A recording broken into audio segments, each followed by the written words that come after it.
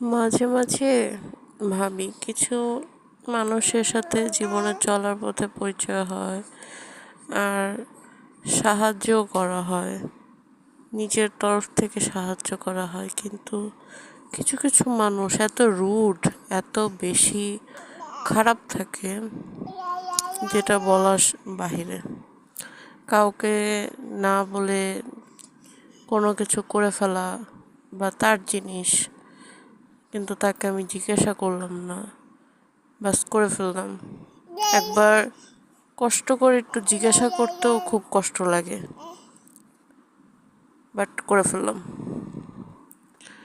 আর কি বলবো, এখন এরকম করে চলতেও খুব খারাপ লাগে।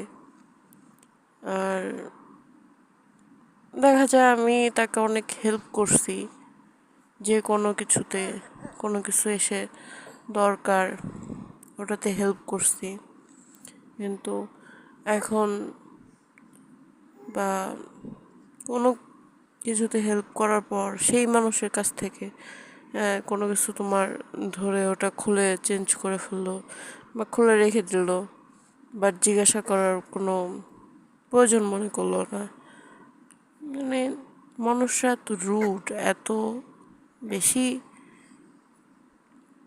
মানে খারাপ হইতে পারে।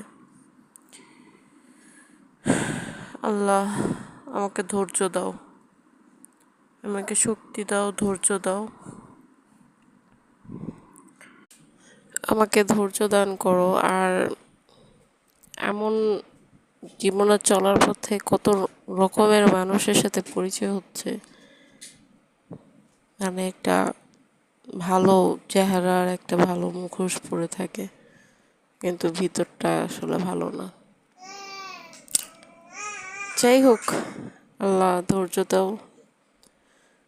আর অবশ্যই আল্লাহ, তুমি এইসব মানুষের কাছ থেকে তুমি আমাদের হেফাজতে রাখো। আর কিছু বলার নেই, রক্ষা করো এই সমস্ত মানুষের হাত থেকে।